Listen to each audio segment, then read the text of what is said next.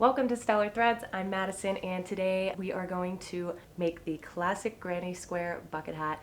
One of the first patterns that I ever wrote, revamped, and better than ever. There is a PDF version available for purchase. I will link it down in the description. But before we get started, make sure that you like this video, subscribe to the channel if you've not already, and ring that notification bell so that we never miss a video. You. And if you want even more crochet news straight to your inbox, subscribe to Yay Crochet, my weekly crochet newsletter. Okay, let's get to the tutorial. Okay, first things first, our supplies. I've got a tapestry needle, I have some scissors, and I have a size I or 5.5 millimeter hook. And this is a Clover Soft Touch. I'll have all of these linked in the description below. Now, for my squares, I went ahead and started them, so I have 5 total. I worked 4 to the 3rd row only and 1 to the 4th row. Now I'm using all kinds of different colors. You could do this in 1 color, you could do it in 2, you could do it really in as many or as little as you want.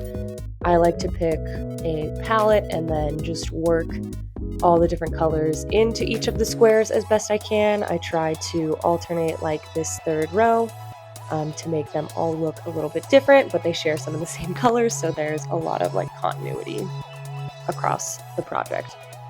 So I would say pause the video now and start working on these granny squares. You can make them in any way that you like. I will link to my granny square tutorial if you want to go check out that, and then come back and I will show you how to do the next step. And to give you some perspective on how this bucket hat is constructed, I'm using these 4 squares to be the base. So these are the ones that are going to go around your head, and we're going to use the join as you go method throughout the whole project. So we'll connect from here to here and so on, and then once we get to the last one, we'll connect it to this 3rd square and the 1st square. Don't worry if you're confused, I'll show you exactly how to do it, and then we'll do the same thing with this as the top square. So just wanted to give you some background on how it's all going to get put together. Okay, so I've attached the yarn to my hook, and I'm going to start in this space right here.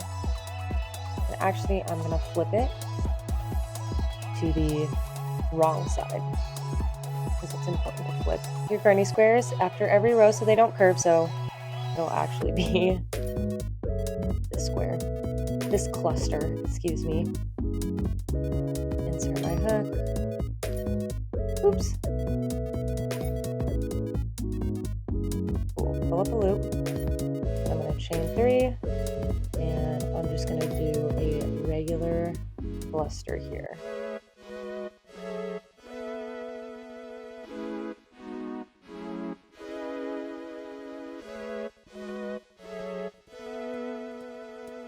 Now I'm working into the corner over here. I'm going to do the same thing.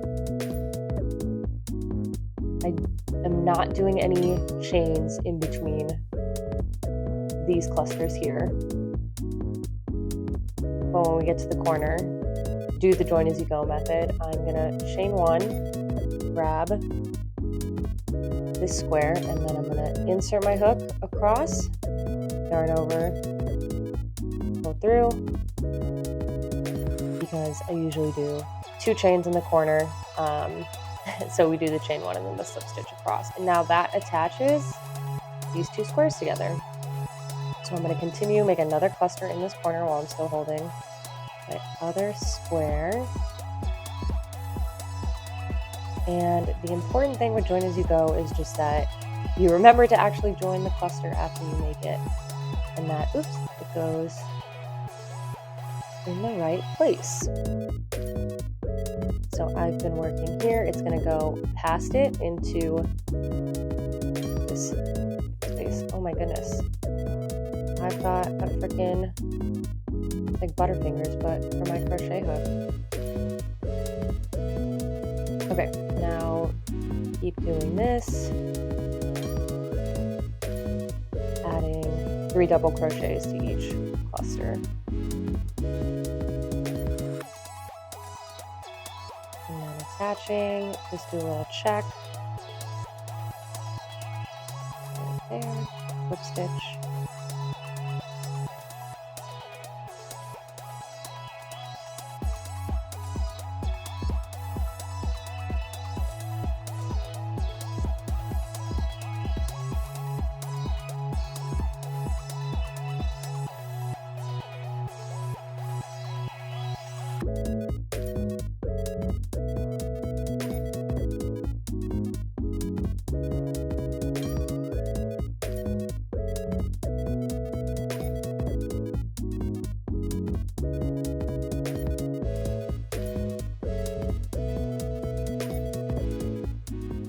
And then now that I'm in another corner space, chain 1 and find that corner and slip stitch.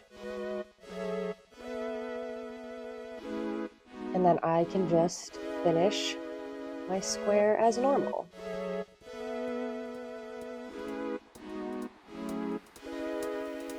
And normal just means placing 3 double crochets in each chain space. When you get to the corners, doing the 2 chains in between the corner clusters.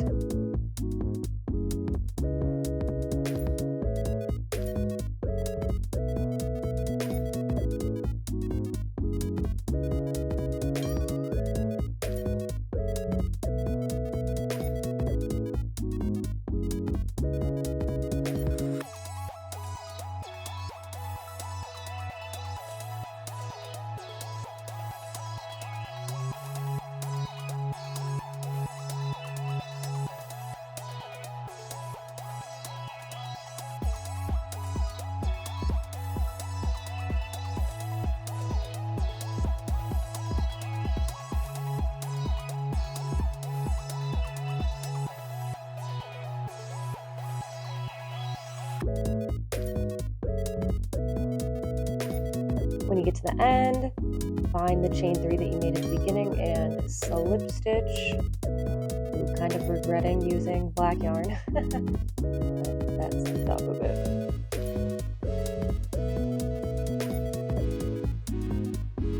And fasten it off because we are done with our first join.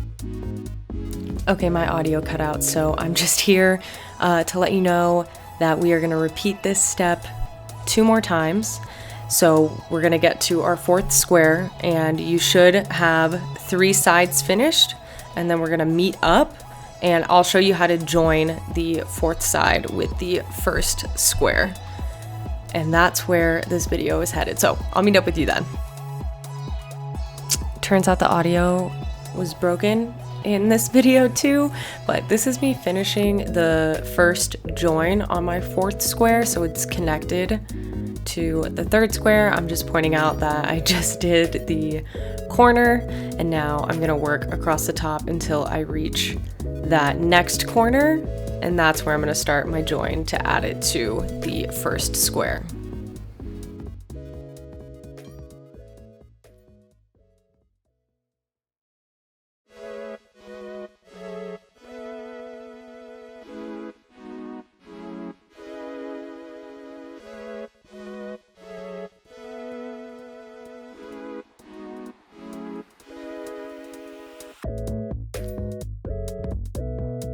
Okay, so I've reached the next corner. We're just working it the same way as we did before, doing the 3 double crochet and then chaining 1.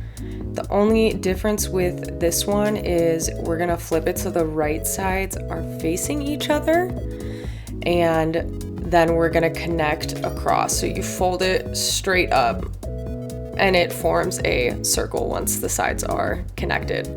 So you do the join the same exact way, and then you just continue your square as you would have before. I forget what else I was talking about, but yeah, just do that, and then I'll meet up with you at the end of this and show you how to add the top square.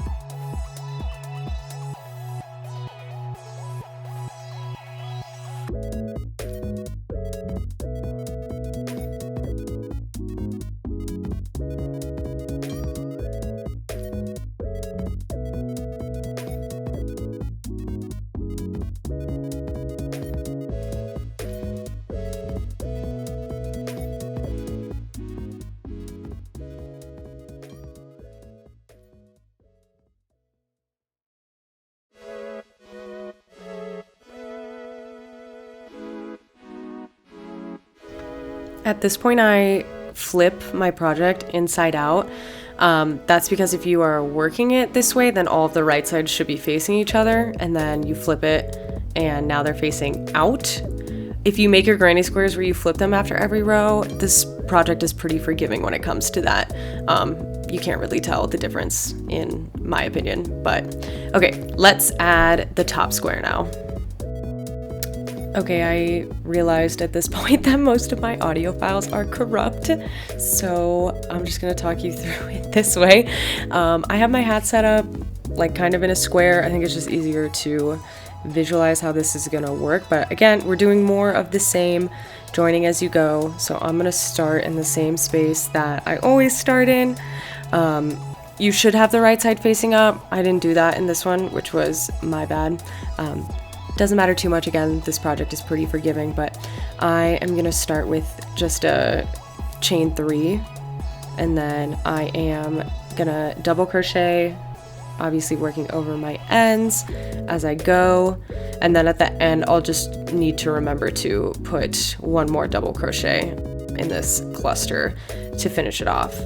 But the next move is we have to line this up with the correct spot on the base of the hat.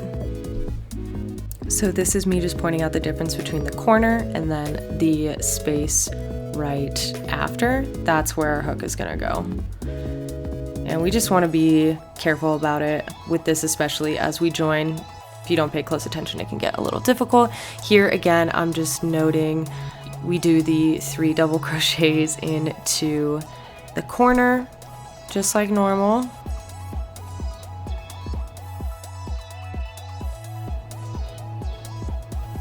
And then I'm going to chain 1, and then I slip stitch into the corner.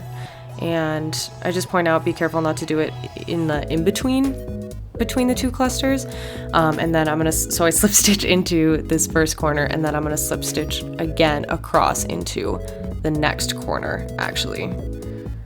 So we go from one corner directly to the next. Again, just be mindful of that space in between, because it looks enticing, but we don't want to use that. So the rest of this row is really more of the same. Continue doing the join as you go method all the way around, and then being mindful of the corners when you get to them. But I will meet up with you when we get to the brim. Actually, real quick, I just wanted to show you what the hat is looking like with the top square added.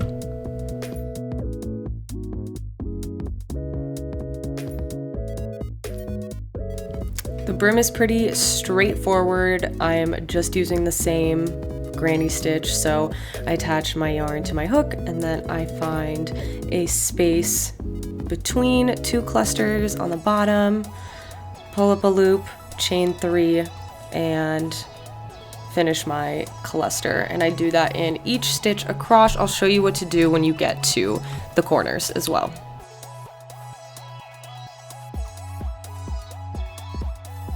And this is just me giving you a reminder to be mindful of the corners. We only want to crochet into the corners. We do not want to crochet in between where my finger is right now. We don't want to crochet in between the 2 squares. It will throw off the rest of our hat. So just do the clusters in the 2 corners. And then yes, when you are going around in the second row of the brim, you will put a cluster in between those 2. I think it's pretty obvious once you start row 2, but I just wanted to point that out in case you weren't sure. Okay, I am going to catch up with you for the last part of this brim, and then we'll be all set to weave in our ends and start wearing our hat. Okay, just kidding. This is me pointing out in the second row that this is a spot that you will put a cluster in between for the second row. Just wanted to point that out. Okay, moving on for real. I am now attaching my black yarn in between 2 clusters, and I'm gonna do the same thing that I've been doing, doing the chain 3 and then 2 double crochets to complete this cluster.